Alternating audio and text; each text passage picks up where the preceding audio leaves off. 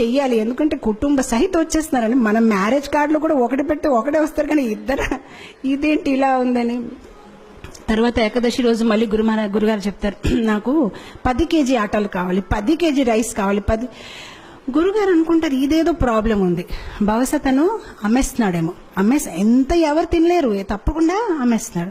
So గురుగారు అంటారు శిష్యులతోనే, పర్వాలేదు తను అడిగింది ఇచ్చేయండి, తర్వాత మన పని చూద్దామని ఇచ్చేస్తారు. ఇప్పుడు గురుగారు అంటారు శిష్యులతోనే, మనం ఏం చేద్దామంటే కొంతసేపు తర్వాత వెనక వెళ్ళి చూద్దాం ఎక్కడ అమ్ముతున్నారు, ఏ షాప్లో వెళ్ళి అమ్ముతున్నాడు. ఈసారి వెళ్ళాడు, తను సామాన్లన్నీ దింపాడు, కానీ వంట చేయలేదు.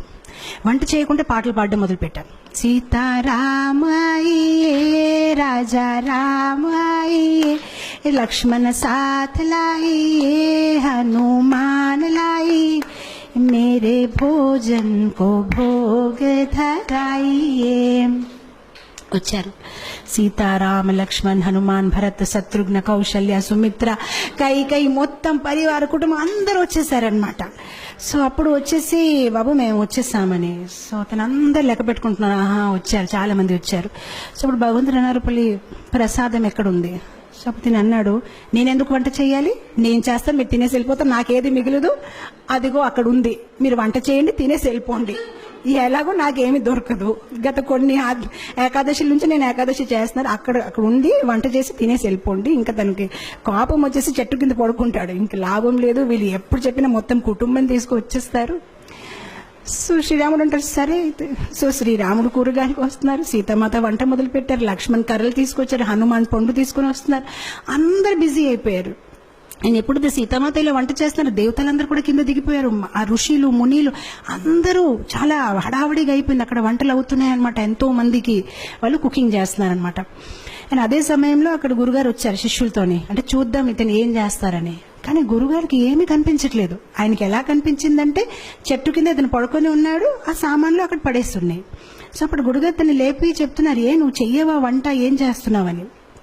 అప్పుడు శిష్యుడు చెప్తారు, మీకు కనిపించట్లేదా, ఇంతమంది వంట చేస్తున్నారు, ఇగో చూడండి సీతామాత ఏం ఇగో చూడండి ఇదేమవుతుందని. అప్పుడు గురుగారు అంటే నాకేమీ కనిపించట్లేదు. సో అప్పుడు తను కోపంతో శ్రీరాముడు చెప్తారు, మీరు కనిపిస్తారా లేదా, లేదంటే నా మీద ఆయనకి సందేహం ఉంటుంది, కనిపించండి అని చెప్తారు. సరే కనిపిస్తామంటే అందరు కనిపిస్తారనమాట. సో అప్పుడు అందరు కనిపిస్తే గురుగారు ఇంకా కళ్ళల్లో నీళ్ళు వచ్చేసి, నేను ఎన్ని సంవత్సరాల నుంచి శ్రీరాముడిని పూజిస్తే నాకు దొరకలేదు, కానీ నీ ఒక సరళ స్వభావం, నీ ఒక అమాయకత్వం చూసి భగవంతుడు వెంటనే ప్రత్యక్షమయ్యారని ఆయన ఏడ్చి ఆ శిష్యుడిని కౌగలించారనమాట.